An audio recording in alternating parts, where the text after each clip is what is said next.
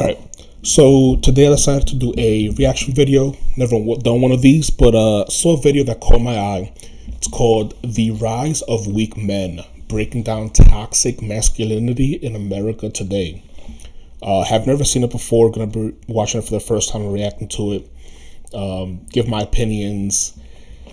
Not sure who this man is. Seen his face. Can't put a name to his face, but gonna watch it, see what I disagree or agree with. Might agree, and let's get right into it. What is it to be a man's man today? I mean, I grew up wanting to be a man's man. That's what you wanted to be. But today it's toxic masculinity, right? You're hearing it everywhere. People are being canceled for being a man's man. But the reality of it is, 1944, a man's man was storming the beaches of Normandy, and they knew most of them were going to lose their lives. But they're like, nope, I'm doing this because this is what men are supposed to do. Today, people are storming the beaches of their couch to play Call of Duty. 40, 50. I don't know. I feel like using past wars is such a weird way to compare the men of the past, the men of today. Because is it a bad thing that we are a more peaceful nation today? Is it a bad thing that less men are dying on the battlefield? Is that how you got to prove that you're a man, is to go to war against your will? And in a future where there are no wars, hopefully, probably never going to happen, are we not going to be able to prove that we're men? I mean, given the choice, would you choose to go to war and most likely die, or play some Call of Duty on your couch? Playing Call of Duty on your couch does not make you any less of a man, honestly. So I feel like it's kind of disrespectful to the men of the past that had no choice, honestly. And obviously disrespectful to the men of today as well. 50 years ago, without social media, we had to go learn how to pick up girls and flirt and have lines and be rejected. Yeah, I gotta stop it again here. One thing I also dislike is people speaking about masculinity in terms of how many women you get. I'm sure, many of us watching this video probably know some men that get a lot of women but are not the greatest men. I mean, good example, think of those men that have like 3 or 4 different baby mamas. Would you consider that a real man? I mean, I probably wouldn't. There's lack of commitment right there. Probably doesn't, have the good qualities of being a real man. But let's move on.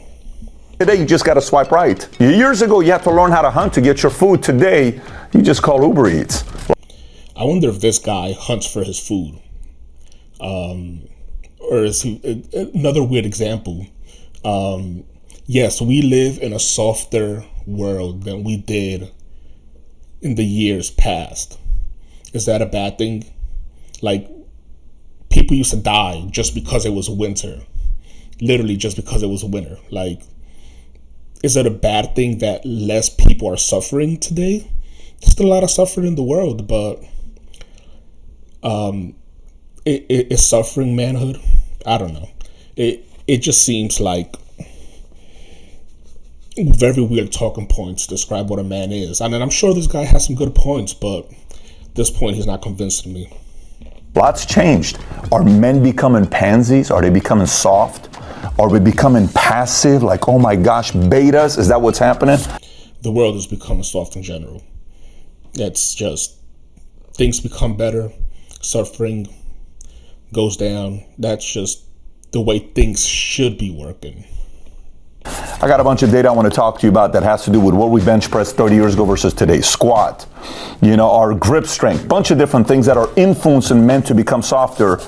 And for some of... Oh, that's got bench press. By the way, if you cannot bench at least 405, you're not a man.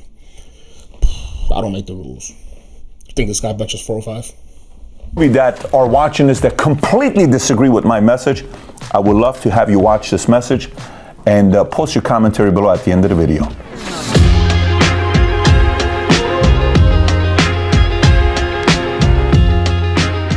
Stick around till the very end. I got a quiz for you to take to know exactly what you're driven by. But it's important for us to look at some of the data to know if this is just gibberish or how are men really viewed and what kind of a life men live today? Before we get into it, I just want to give you some stats on, is there any relevance in men really struggling today? Like they can't find themselves.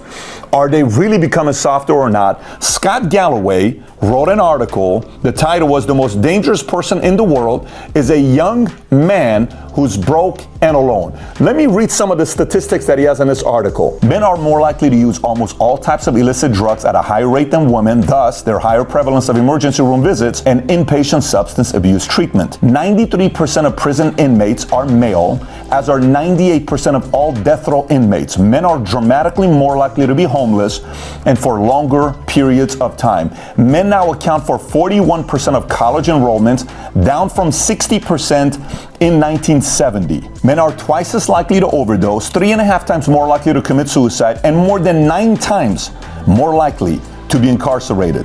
A recent study revealed that 9 out of 10 mass violent attackers were male, and more than 2/3 of them were under the age of 35. Once again, the most dangerous person in the world is a broke and alone young male. Scott Galloway recommends 3 things. Start making money. We are living in a capitalist society. Get super strong. You want to be fit. You want to lift heavy weights and run long distances in your mind. That part, I understand making more money. Getting fit, super strong and running, that part confuses me. Where did that come from?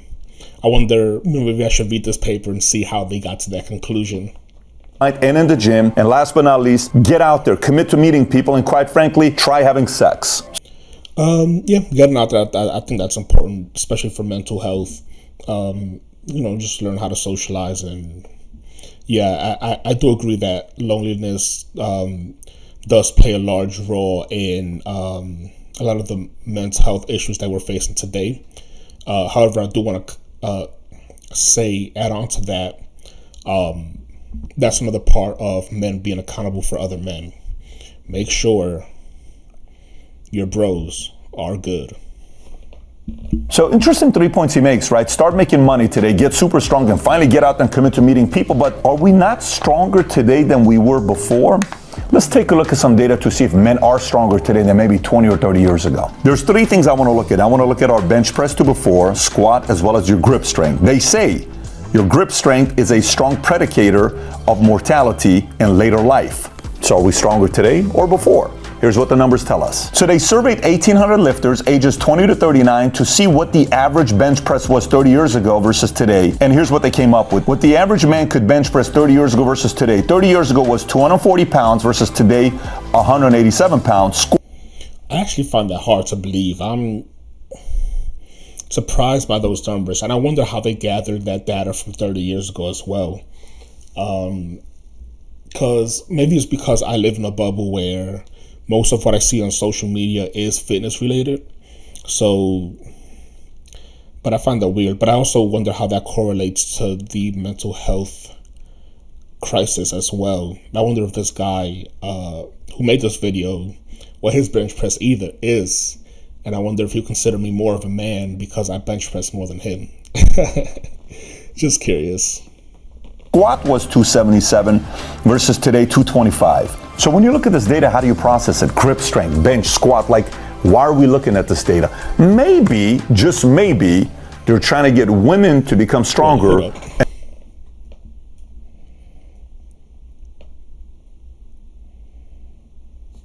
So when you look at this data, how do you process it? Grip strength, bench, squat, like why are we looking at this data? Maybe, just maybe, they're trying to get women to become stronger and men to become weaker. Who's they? Who's trying to get men to be weaker but women to get stronger? He mentions it like it's a conspiracy, like there's some entity out there that is plotting the downfall of man.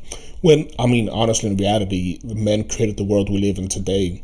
So I think men have to take responsibility for what the world has become.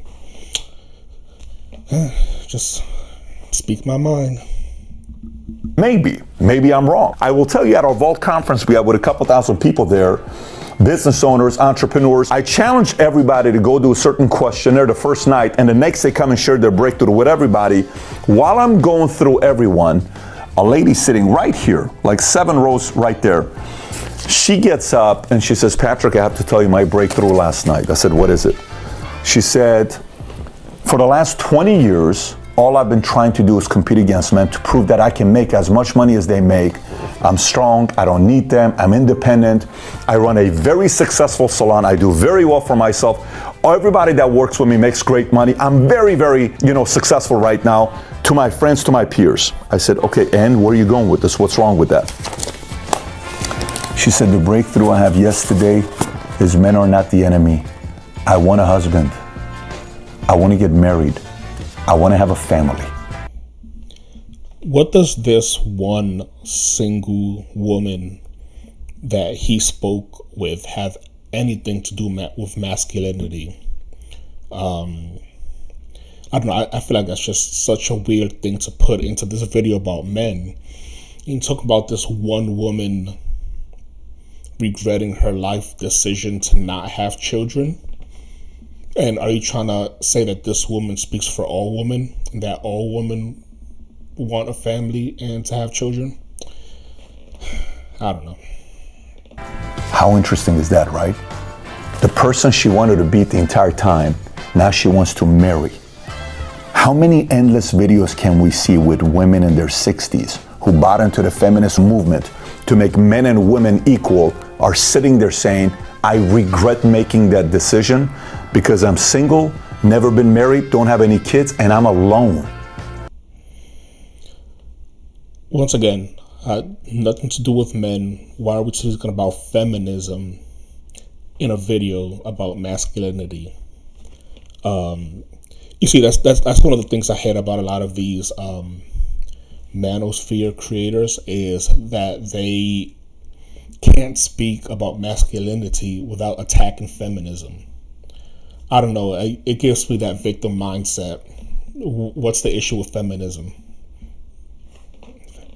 And I wish I would have married men. I wish I would have had kids because I wouldn't have been alone today. Next point is a lack of male role models in a boy's life or man's life. So if you look at some data here in 2019, some 15 million children in the United States were living with a single mother. That's about 5 times more than those living with a single father. As divorce rates rise and family courts continue to favor mothers, the amount of boys living without a dad will continue to grow. So why is this so important? Well, there are certain things I can tell my boys that my wife can't tell them, period.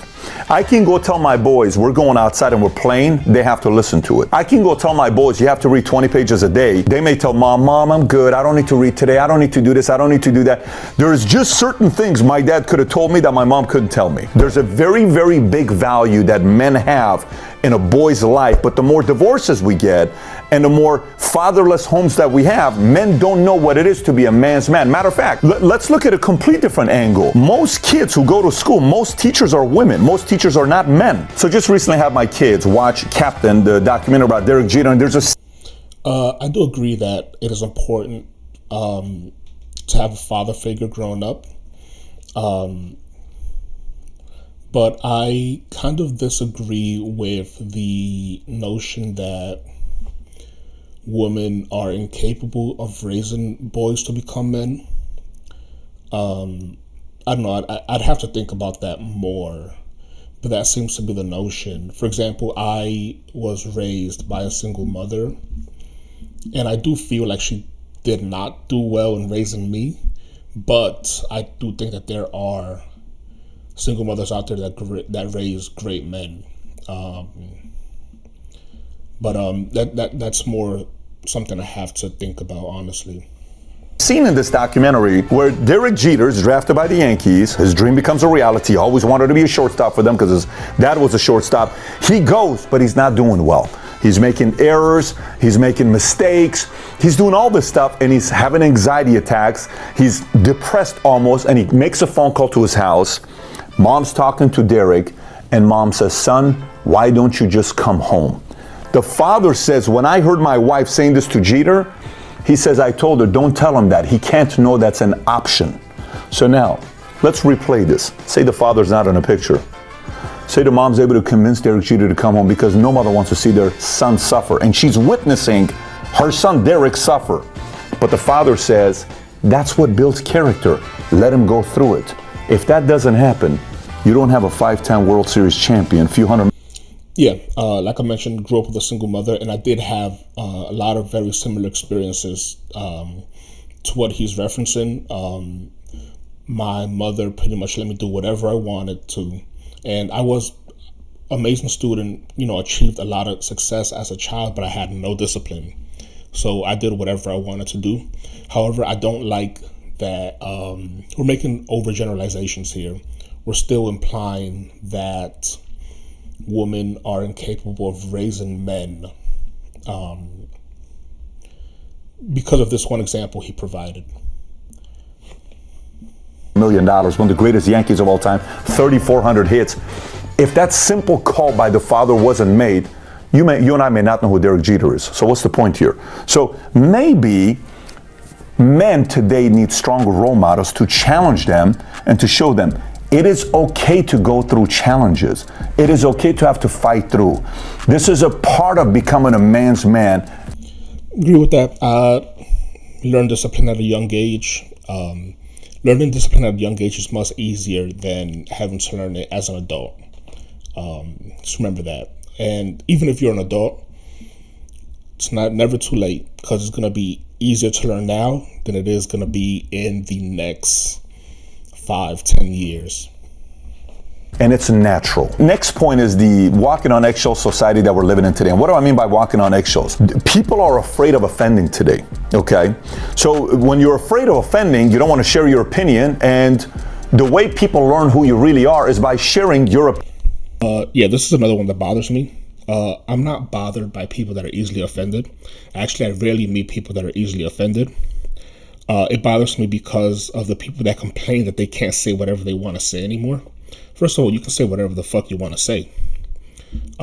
Free country, whatever, just be ready for the consequences. And second, if you're constantly walking on eggshells and you're constantly afraid of offending somebody, maybe you're just an asshole. Like, what is going on in your head that you think that everything you're going to say is going to be perceived as offensive?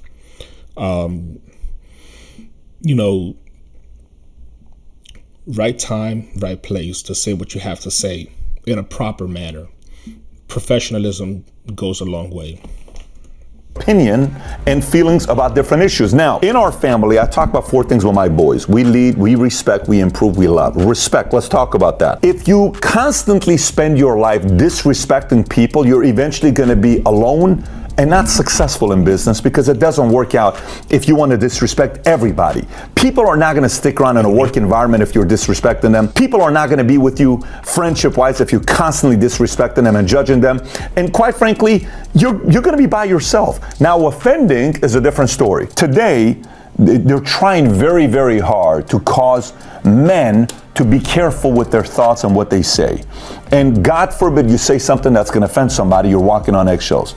I don't know many leaders that I call leaders who walk on eggshells that are not comfortable sharing their thoughts on different issues. They share their thoughts, but they get better at their soft skills to know how to deliver their messages better. That's something you're going to get better at for the rest of your life. But walking on eggshell society where you're sitting there by yourself, not really sharing your thoughts, it's as if you don't exist. You're non-existent. And that's just not what men's men. Hey, if you're afraid of what you got to say, just say it. And you'll find out real quick whether you should have said it or not. Keep it that simple. You never have to guess. You will just find out right then and there. And do. The next thing I want to talk to you about is competition. Society wants to convince you that competition is not healthy for you. By the way, the same people that are selling you that are those who lost, who didn't know how to handle it. Who's this they that he keeps on referring to? Like there's some great conspiracy. Who is telling you the competition? I've never heard anybody say that competition is bad. I don't know, maybe it's because I don't have kids of my own. Maybe that's why they're teaching kids in school, but I have not heard that at all. Look at his face. The reality of it is, socialist boys have limited options. Capitalist men have unlimited options in every aspect of their life. Where they live, where they travel to, where they eat, who they date, anything you want, they have an He's talking about socialism and capitalism now? limited supply of options, and unfortunately those who don't compete don't like the fact that you have more options.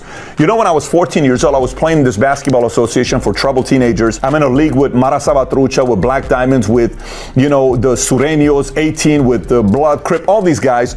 And one day we're in this tournament and only 5 of our players showed up, and we played against a team that had a full lineup, and we lost by 104 points. They give us this trophy that my dad has till today, a last place trophy, and he puts it right there and he says, you know why we have this trophy? To remind you how bad you lost. It's almost like, experience the pain, son. And I'm like, dude, throw that thing away. He says, no, you lost by 104 points. Look at the psyche of a father. A mother would say, why would you do that to him? That hurts his feeling. My dad's like, that's exactly what he needs. The pain of a loss makes a man come back and improve. Makes him stay up late at night practicing while everybody else is sleeping. Makes this guy say, one day I'm going to prove to the world that I'm a winner. And then I'm guessing this guy became a NBA basketball player. Is that where this is going? So, going back to you, there's nothing wrong with competing. There's nothing wrong with losing. I agree with both of those, but I don't think anybody's saying otherwise. As long as you keep showing up and competing, eventually you're going to get your shot. But you're better off being a capitalist than being a socialist, because being a socialist is just not attractive. Yeah, I can finally, like, I already feel like I know everything about this guy based on what he's, like, bringing up, describing things as socialist and capitalist. Yeah, predictable guy, I know. Final thoughts here. Look, as you're going through the process from being a boy to a man, or from a man to a man's man, many times you're by yourself. Say you don't have a father figure. Say you don't have a strong male role model. You don't know who to talk to. You're trying to please everybody. Your mom's telling you, well, that's not the way to behave. And you don't have another man to bounce off the idea to think if it's a good idea or not. You're like, okay, I'm going to please my mom. I'm going to please my teacher, who is a woman. I'm going to please my girl, who is a female. I'm going to please my, girlfriend's mom. You're trying to please everybody, and you're becoming less and less and less of a man. And you're in the car by yourself saying, man, I'm losing my identity. I don't even know who I am. Then you lean towards making bad decisions. Look, take a time out away from everybody and sit down and say, what do I stand for? What are your values and principles? What do you stand for as a man? What do you want to do with your life? What kind of a leader you want to be in your life? You. Who do you want to be? Not what everybody's trying to force you to become. Who do you want to be? Yeah, I like this a lot. Also, that means not always listening to this guy as well, and not even listening to me. It's about you. It comes from within. Then go solve for that. And when you do that, be prepared for some people to not like it. That includes a lot of women in your life. Make sense? And then all of a sudden you're going to be like, oh my God, I'm finding more men like myself out there. Fantastic. They're out there. They're everywhere. You can find them. Just like yourself. You are not the only one that's thinking what you're thinking right now. But you want to be a man's man. The world gives you more opportunities when you do so. We are living in a very, very competitive environment. So if you got value from this video, give it a thumbs up, subscribe to the channel, and I got 2 things I want to share with you. One, I made another video titled 20 Rules for Young Men. If you've never watched it, you must watch this one. And we have a quiz for you to find out what you're driven by. You can click here or... All right, so don't hate it. A lot of things I disagree with, but there's, even though I look old as hell, this guy is... he's a father himself. He's raised men, or in the process of raising men. There's definitely a lot to learn from him. But also, like everything with everybody I listen to, I'm going to challenge what they say to better myself and to learn more from them. And I don't absolutely hate this video, even though I disagree with a lot of things and challenge what he said. But that's what you got to do. Challenge every single thing. If I was talking out of my ass, let me know in the comments. Might try one of these out again. Not sure. Thanks for watching.